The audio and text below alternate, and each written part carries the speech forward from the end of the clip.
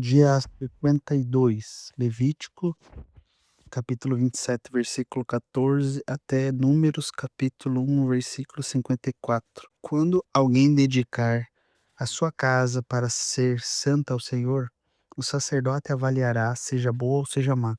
Como o sacerdote avaliar, assim será. Mas se a pessoa que a dedicou quiser resgatar a casa, então acrescentará a quinta parte do dinheiro à avaliação feita. Daí a casa ficará com a pessoa. Se alguém dedicar a casa ao Senhor, parte do campo da sua herança, então a avaliação será segundo a semente necessária para semear. 100 quilos de cevada será avaliado por 600 gramas de prata. Se dedicar o seu campo desde o ano do jubileu, a avaliação será pelo valor integral, mas se dedicar o seu campo depois de um ano do jubileu, então o sacerdote calculará o valor segundo os anos restantes até o ano do jubileu, de modo que o preço será menor. Se aquele que dedicou o campo quiser resgatar, então acrescentará a quinta parte do dinheiro à avaliação feita e o campo ficará com ele. Se não quiser resgatar o campo ou se o vender a outro homem, nunca mais poderá ser resgatado. Porém, havendo o campo saído livre no ano jubileu, será santo ao Senhor, como campo consagrado. A posse dele será do sacerdote. Se alguém dedicar ao Senhor o campo que comprou e não for parte da sua herança, então o sacerdote calculará o valor de avaliação até o ano do jubileu e no mesmo dia pagará o valor da avaliação como coisa santa do Senhor. No ano do jubileu, o campo tornará aquele que o vendeu, aquele de quem era posse do campo por herança. Toda a avaliação será feita segundo o peso padrão do santuário. O peso padrão será de 12 gramas. Mas o primogênito de um animal que já pertencer ao Senhor, ninguém o dedicará, seja boi ou gado miúdo, é do Senhor. Mas se for de um animal impuro, poderá ser resgatado, segundo a avaliação com que foi acrescido de uma quinta parte do valor. Se não for resgatado, poderá ser vendido segundo a avaliação. No entanto, nada do que alguém consagrar por completo ao Senhor de tudo que tem, seja homem, animal ou campo da sua herança, poderá vender nem resgatar. Toda coisa assim consagrada será santíssima ao Senhor, e ninguém que dentre os homens for consagrado por completo ao Senhor poderá ser resgatado. Terá de ser morto. Também todos os dízimos da terra, tanto dos cereais do campo como dos frutos das árvores, são do Senhor. São santos ao Senhor. Se alguém quiser resgatar alguma coisa dos seus dízimos, acrescentará a isso a quinta parte. Quanto aos dízimos do gado e do rebanho, de tudo que passar debaixo do bordão do pastor, o dízimo será santo ao Senhor.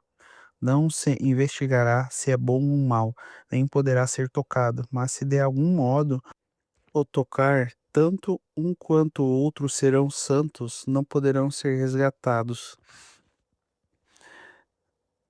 São esses os mandamentos que o Senhor ordenou a Moisés para os filhos de Israel no Monte Sinai.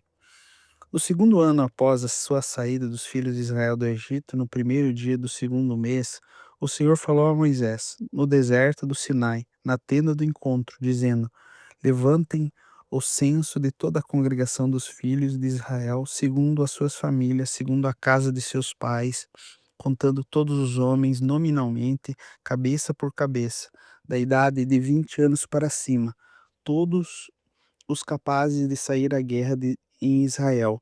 A esses vocês e Arão devem contar segundo os seus exércitos.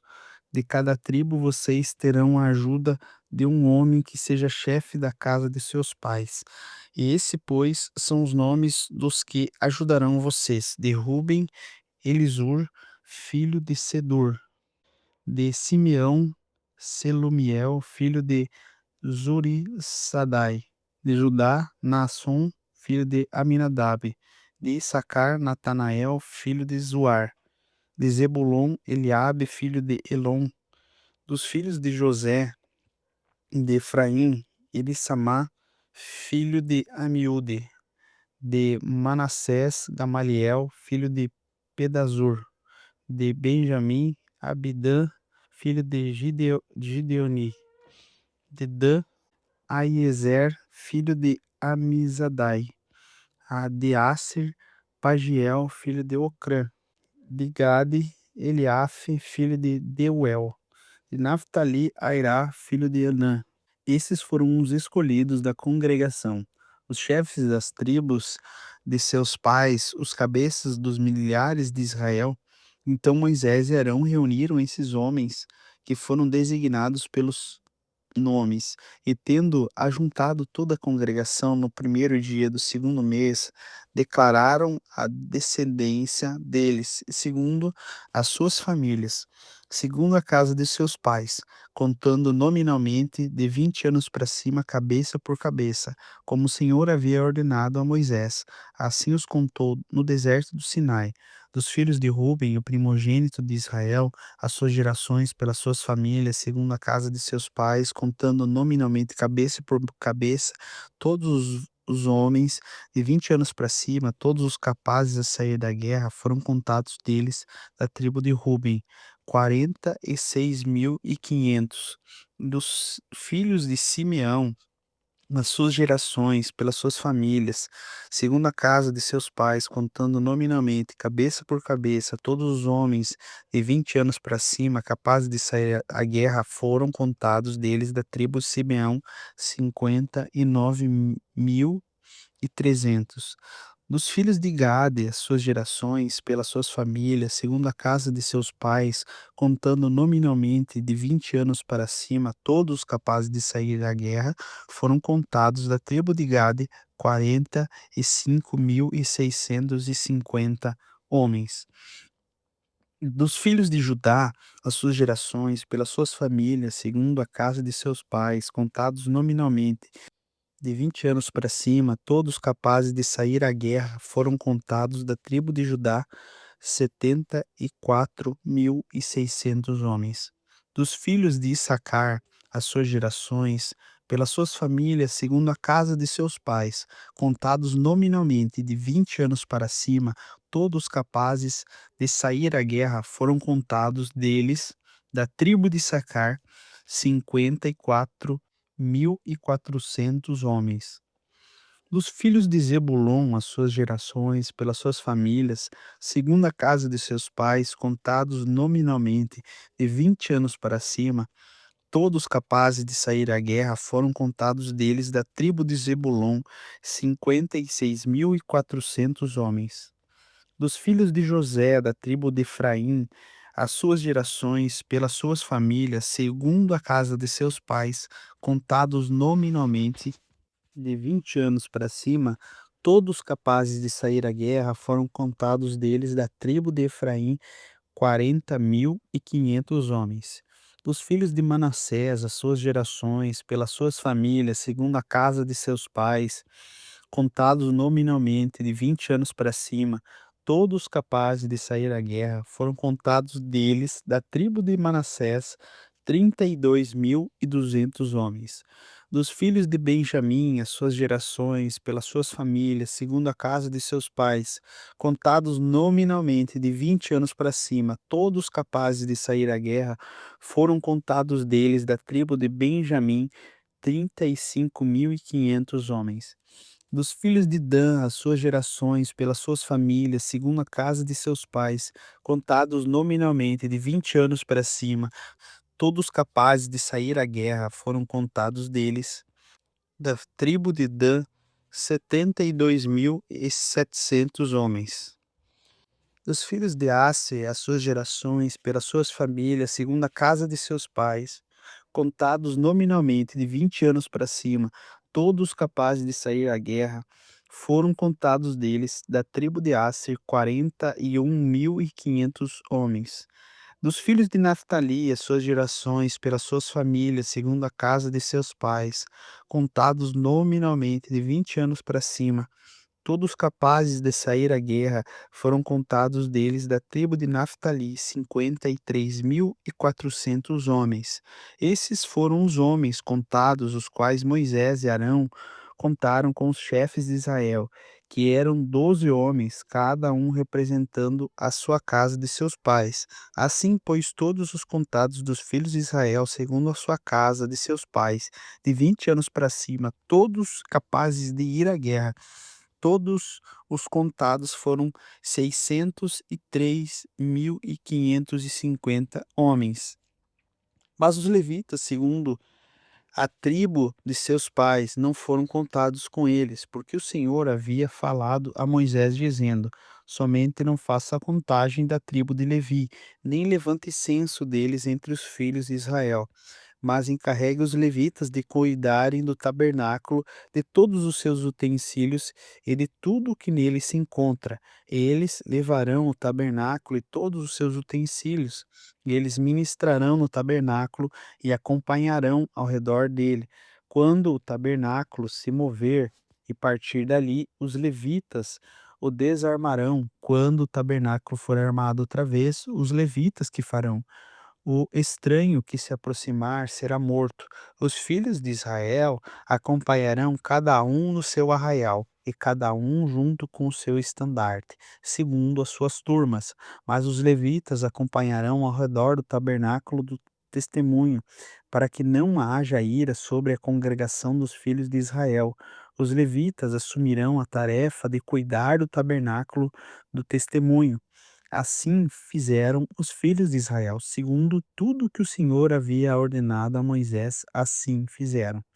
Marcos capítulo 11, do versículo 1 até o 26.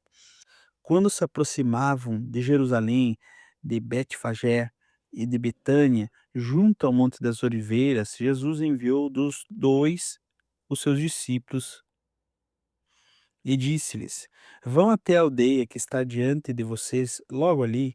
Ao entrar, encontrarão um preso, um jumentinho, o qual ainda ninguém montou. Desprendam o jumentinho e tragam até aqui. Se alguém perguntar por que vocês estão fazendo isso, respondam: o Senhor precisa dele e logo o mandará de volta para cá. Então foram e acharam o jumentinho preso junto ao portão, do lado de fora na rua, e o desprenderam. Alguns dos que estavam ali reclamavam: o que você está fazendo só com o jumentinho? Então eles responderam conforme as instruções que Jesus lhes deu. Então os deixaram ir. Levaram o jumentinho a Jesus, puseram as suas capas sobre o animal e Jesus montou nele. Muitos estenderam as suas capas no caminho, outros espalharam ramos que tinham cortado no campo. Tanto os que iam adiante dele como os que o seguiam clamavam: Hosana, bendito o que vem em nome do Senhor, bendito o reino que vem, o reino de Davi, o nosso pai. Hosana nas maiores alturas. E Jesus entrou em Jerusalém no templo e, tendo observado tudo, como já era tarde, saiu para Betânia com os 12. No dia seguinte saíram de Betânia e Jesus teve fome. E vendo que longe uma figueira tinha folhas, foi ver nela se acharia algum fruto. Aproximando-se então dela, não achou nada, a não ser folhas, porque não era tempo de figos. Então Jesus disse à figueira: nunca mais alguém coma dos seus frutos. E os discípulos de Jesus ouviram isso e foram para Jerusalém. Quando Jesus entrou no templo, começou a expulsar os que ali vendiam e compravam. Derrubou todas as mesas dos cambistas e as cadeiras dos que vendiam pombas, e não permitia que alguém atravessasse o templo carregando algum objeto. Também os ensinava e dizia: não é isso que está escrito? A minha casa será casa de oração para todas as nações, mas vocês fizeram dela um covil de salteadores. E os principais dos sacerdotes e escribas ouviram isso e procuravam de alguma maneira matar Jesus, pois o temiam, porque toda a multidão se maravilhava com a sua doutrina.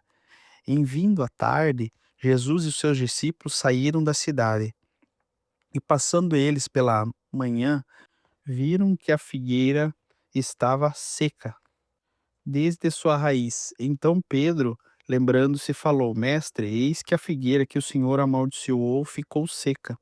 Ao que Jesus lhes respondeu: tenham fé em Deus, porque em verdade lhes digo: se alguém disser a esse monte, levante-se e jogue no mar, e não duvidar no seu coração, mas crer que se fará O que se diz, assim ele acontece. Por isso digo a vocês que tudo que vocês pedirem em oração, creiam que já receberam, e assim será com vocês. E quando estiverem orando, se alguma coisa contra alguém, perdoem, para que o Pai de vocês que está nos céus perdoe as ofensas de vocês. Mas se vocês não perdoarem, também o Pai de vocês que está no céu não perdoará as suas ofensas. Salmos capítulo 46, do versículo 1 até o 11. Deus é o nosso refúgio e a nossa fortaleza, socorro bem presente nas tribulações.